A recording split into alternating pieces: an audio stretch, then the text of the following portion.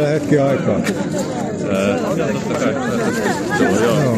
Eli mun nimi on Ville Hanhisuo. Tässä on mun kotisivun flyeri. Ja siellä kotisivulla mä kerron siitä, kun vuonna 2010 Paavo Lipponen, Jörn Donner ja Björn Wahlroos halusi salamurhata mut, koska mä kannatan pakkoruotsia. Joo niin, sillä lailla. Ja Supo kuunteli mun puhelinta.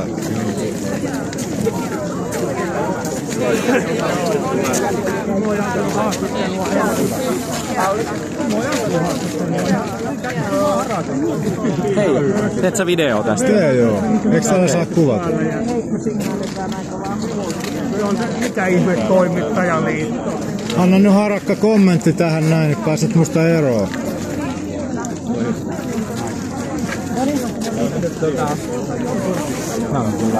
Harakka.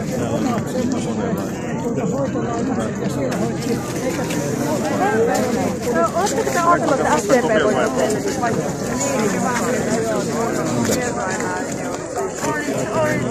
Kahvitarjoilun alkua. Ai no, se oli sinä, joka oli 2030. Kyllä.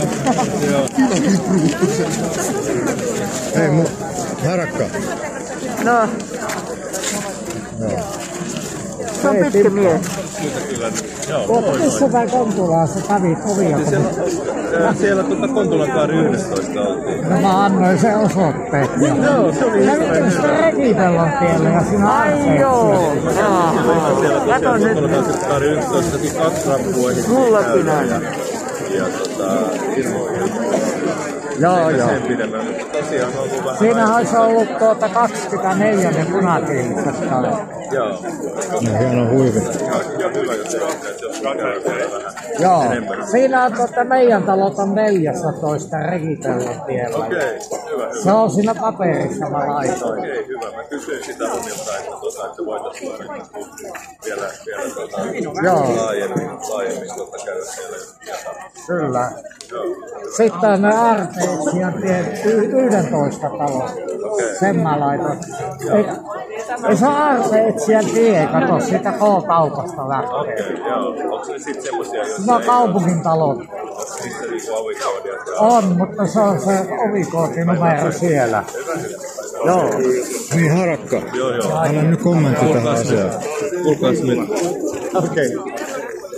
Mitä mieltä te olette pakkoruotsista? Tämä menee nyt ihan häirinnän puolelle. Eihän me. Siis kyllähän täällä saa tulla ehdokkailta kyselemään asioita. Teidän nämä väitteet oli sellaisia. Teidän väitteet oli sellaisia, että niihin ei pysty ottamaan. Vai sillä tavalla.